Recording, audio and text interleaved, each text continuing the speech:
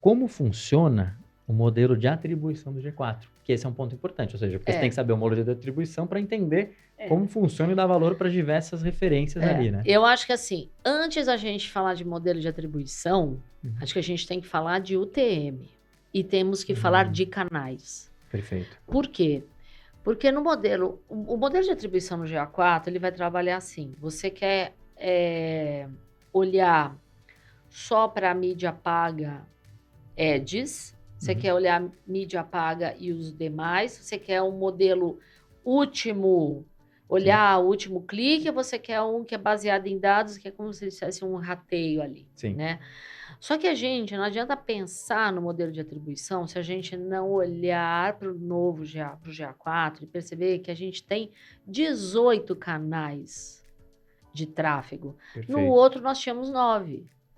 Então, a gente já tem aqui uma grande mudança. Sim. Essa mudança é importantíssima, por quê? Porque antes, no Universal, quando a gente tinha 9, o que a gente fazia? Muito do tráfego de redes sociais, tinha muitos clientes que ele gostava de desmembrar. Então, ele queria fazer um tráfego pago de social e um tráfego orgânico de social. Mas a gente ia criar o canal. Mas que faz até um pouco de sentido saber, né? O que é pago e o que é orgânico na rede social, né? O que acontece com o Google agora, ele resolveu facilitar nossa vida com relação a isso. Então, a gente tem uma gama de pagos, uma gama de orgânicos, e o que está acontecendo aqui é que as pessoas têm ali uma vivência de Universal de longa data que tem alguns vícios para fazer a UTM. E aí que o problema começa. Porque às vezes você usa... vou dar um exemplo que até foi um post que eu fiz. Você tem um tráfego que você está fazendo do Globo.com. O que acontece com esse tráfego Globo? O Google está classificando ele como busca. Por exemplo, um tráfego da CNN entra como busca. Ele está considerando portais de notícias como busca. Aí você olha para o seu canal orgânico de tráfego e você fala assim, nossa, eu estou bem no Google, né? Não, vai explodir ali o Origem Mídia para saber quem é a sua origem. E aí a sua origem pode ter uma parte ali de Globo. Entendeu? Então, esse tipo de coisa não está no radar do pessoal. E aí você queria que o Globo fosse um tráfego de referência. Pode ser. Você estava acostumado, você falou, queria que fosse referência. O que vai ter que acontecer? Você vai ter que reconfigurar os seus canais. Perfeito. Só que tem um outro ponto muito relevante aqui. A ordem com que eles são validados também impacta. Determina, né, a prioridade. Então, ele vai passar pelo search antes de passar... Ele passa pelo search primeiro, depois ele vai para o referência. Então, ele não é search, ele não é social, ele não é vídeo. Aí ele vai para o referência. Ou seja, se você pegar o tráfego o canal de referência, colocar Globo, para que o Globo seja classificado como referência, sabe o que vai acontecer? Você pode fazer e vai falar assim, cara, não está funcionando. Claro que não, porque ele está continuando, ele continua a cair. Então, você tem que fazer o seguinte, você tem que mexer no tráfego de search, dizer que não pode considerar a Globo, e você tem que colocar no referência que ele tem que entrar com o Globo. Ou seja, você tem que fazer um negativo no search com um positivo no referral. Perfeito. Porque senão, se você não fizer isso, o que vai acontecer? Pode até ser que ele caia no referência, pode, mas você pode correr o risco dele cair no unsigned. Sim, com certeza. E aí tem muita gente que reclama do unsigned. Muita. Né? E é normal isso, né? A pessoa sempre reclamou. Mas uma parte desse unsigned que eu vejo, e eu vi muitos clientes, é justamente essa parametrização, é um legado de parametrização de Universal. Então, o que acontece agora? Pago... Ou é CPC, ou é CPM, ou é paid, ou é pago. Tem umas palavras-chave ali. E que o Google deixou isso muito claro na documentação. Então, aquilo cai como pago. Então, o que ele faz? Ele vê que a mídia é paga e é mídia.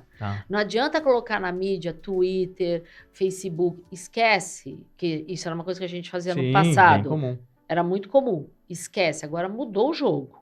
Então, mídia ou você declara ela como paga, ou você declara ela como orgânica, ou você declara outras coisas como SMS, e-mail, push notification, para lembrar um outro que tem áudio, mídia áudio, agora a gente tem um canal áudio, então, que nem você faz aqui o podcast, que você coloca ele, sei lá, por exemplo, no Spotify, e aí você põe um link para ir para o seu site, o link que está lá, é que o Spotify acho que não estava na lista, pelo menos eu não lembro de ter visto ele, mas você deveria colocar como mídia áudio. Você pode parametrizar como áudio, se quiser.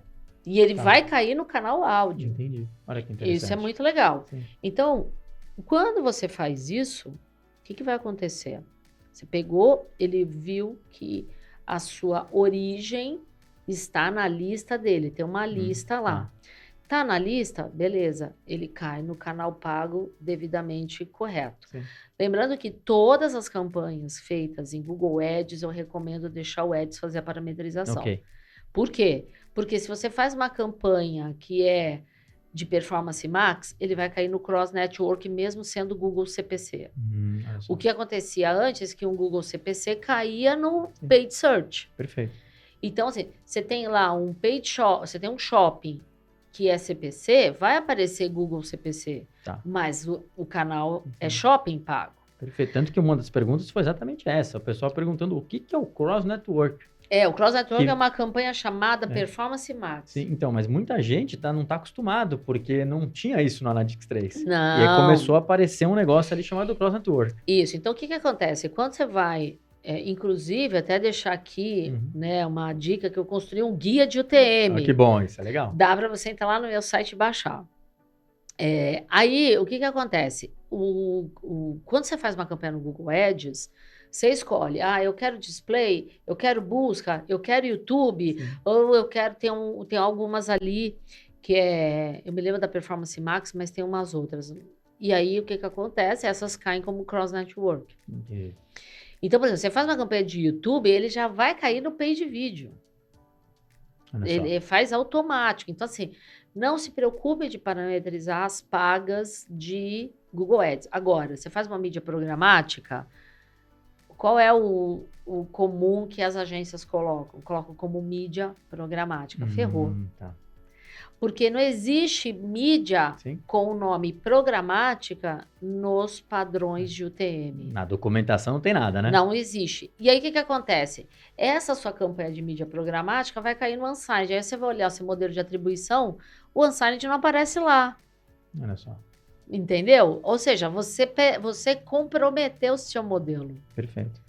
Então, não adianta você querer dar um passo lá na frente no modelo se você está gerando um dado. E aqui esse é um dado que a gente gera. Quando não é Google Ads, é a gente que faz. Perfeito. E aí, por exemplo, você quer... Então, no caso dos orgânicos, ou no caso de busca, obviamente, você não parametriza, né? Já vem ali como orgânico ali na mídia. Mas, por exemplo, redes sociais. Você quer pegar as redes sociais pagas? De novo, CPC, CPM, paid, essas palavras-chave.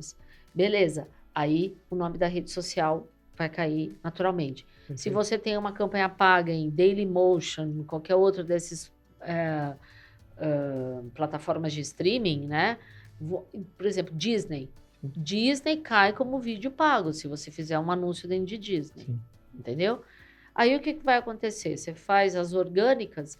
Aí você tem que usar para rede social, o recomendado, ele tem alguns nomes lá, redes sociais, social. Eu prefiro, para não correr o risco, deixar um nome só. Então, eu prefiro deixar social. Facilita, né? Minimiza o erro, entendeu? Porque se você usa redes sociais, alguém vai escrever rede social com underline. Alguém vai... Sim, tem tudo. Tem de tudo. Então, deixa social e deixa as redes sociais bonitinhos lá funcionando. Legal. Né? E aí tem os outros canais. Quando você faz muito bem isso, o seu unsigned vai se reduzir ao famoso not set. Perfeito. E aí, o que é o unsigned not set? Quando a gente... a atribuição desse canal, ela está associada ao evento Session Start. Então, imagine que você tenha uma página em que ela ficou lá adormecida, né? Alguém está lá, ficou com ela no segundo plano, venceu sua sessão, você volta.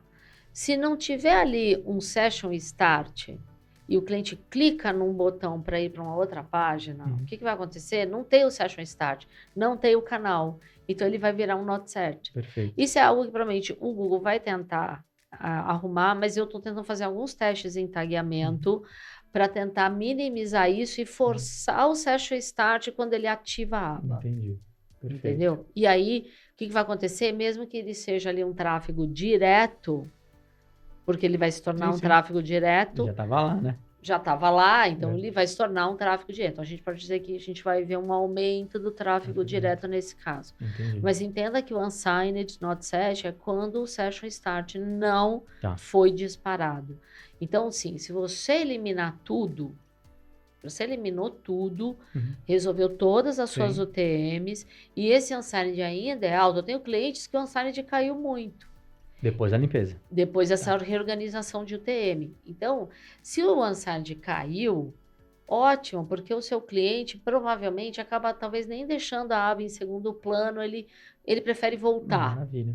Né? Agora, se você tem, provavelmente você tem uma situação desse tipo, você tem um cliente que tem deixado e aí tem que pensar em alguma coisa no tagueamento. Então, ou ver um DOM ready, sabe? O DOM tá pronto, porque já estava pronto, entendeu? Então, eu tenho testado, tenho feito alguns testes com alguns clientes. Legal. Eu criei uma segunda propriedade só para poder testar esse negócio. Legal. Entendeu? E aí é muito interessante que o Analytics 4 tem muito pormenor, né? Então, assim, muita configuração, muito detalhe, tem coisa que não está pronto.